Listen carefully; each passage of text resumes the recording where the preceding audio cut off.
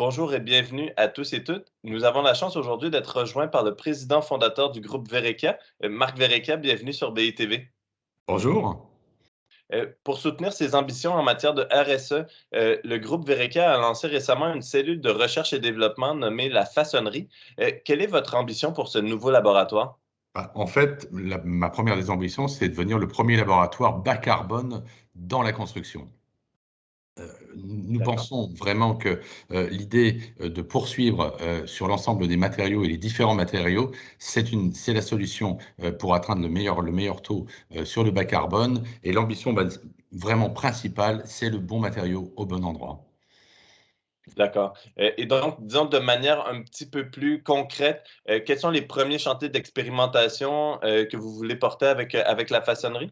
Alors, la façonnerie, elle se décompose déjà de 2 manières. La première chose, c'est, comme vous êtes en train de me le demander, c'est, un laboratoire en vie réelle. C'est-à-dire que nous avons, l'intention et nous avons ciblé un appartement qui est en cours de construction, qui est à Colombres, qui aura la livraison en 2022, de mettre, si vous voulez, tous les éléments. Alors l'extérieur, évidemment, on met la pierre de taille massive parce que pour nous, c'est le meilleur matériau, pour la réponse bas carbone sur l'extérieur.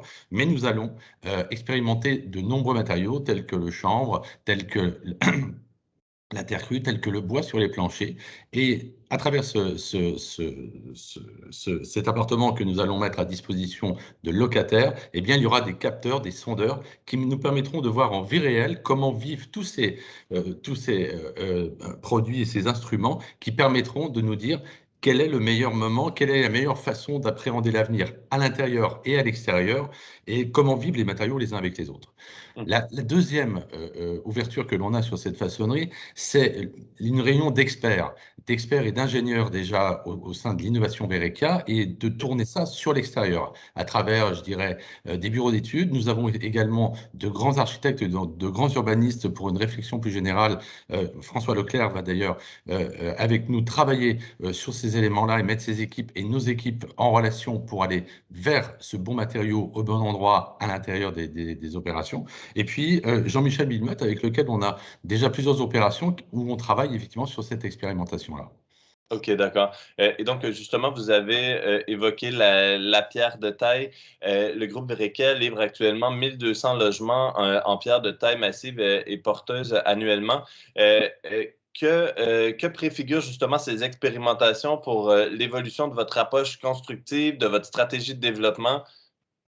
Eh bien, déjà, ça fait, comme vous le dites, ça fait déjà 32 ans que l'on fait de la pierre de taille en extérieur. On est absolument convaincu que c'est déjà le meilleur matériau pour répondre aux enjeux bioclimatiques et au réchauffement de la planète, pour réduire les émissions de gaz à effet de serre sur l'avenir et sur les 30, 40, 50 ans à venir.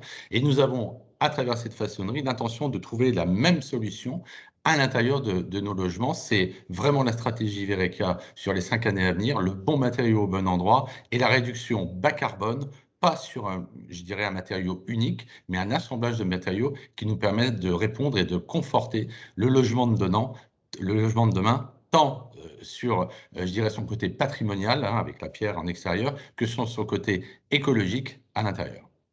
Parfait. Ben, merci beaucoup, monsieur Vereka, pour votre temps et ces explications. Et puis merci à tous et toutes de nous avoir rejoints et à bientôt sur BITV. Je vous en remercie. Au revoir. Merci.